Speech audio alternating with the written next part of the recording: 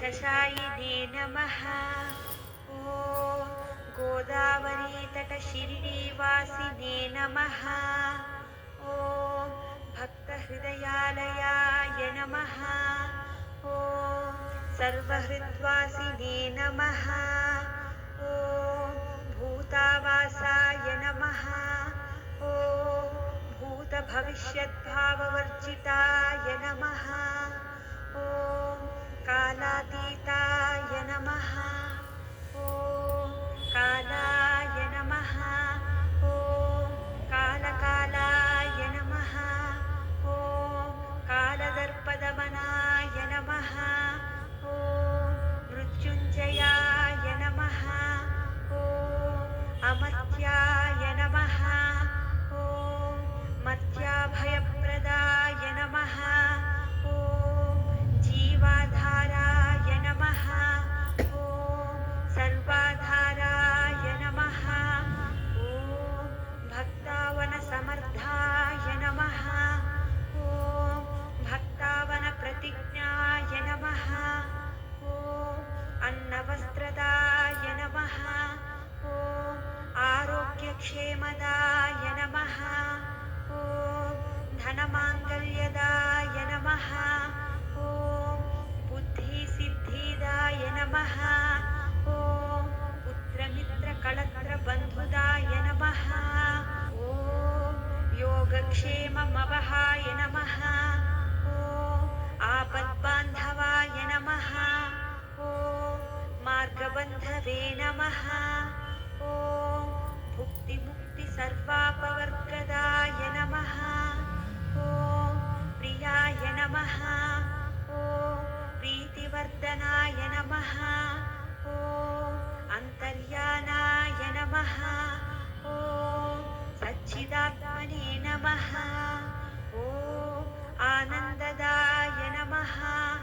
ॐ आनन्ददाय नमः। ॐ परमेश्वराय नमः। ॐ ज्ञानस्वरूपिणे नमः। ॐ जगतः पित्रे नमः।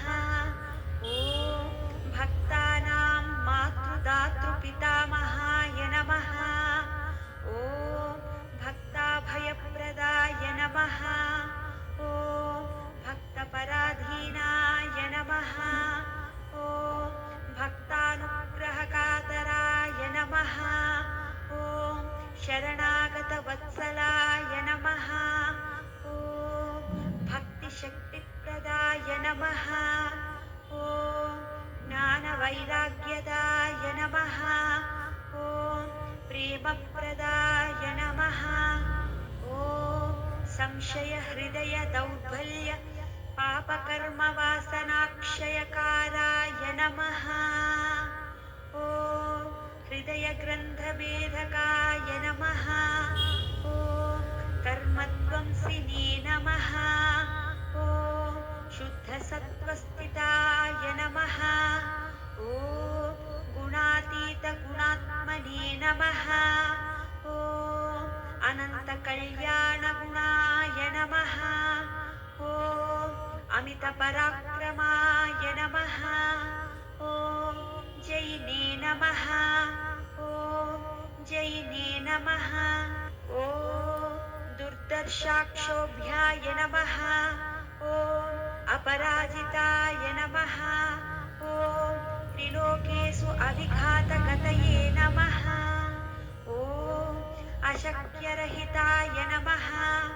ॐ सर्वशक्तिमूर्तये नमः। ॐ सुरूपसुन्दराय नमः। ॐ सुलोचनाय नमः। ॐ महारूपविश्वमूर्तये नमः।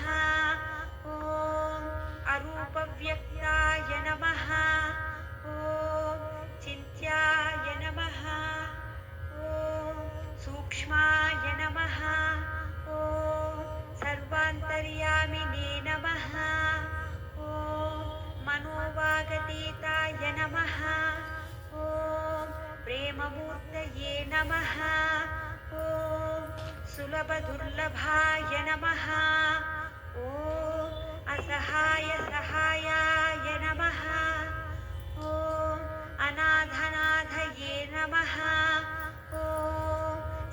वृषभारभ्रते नमः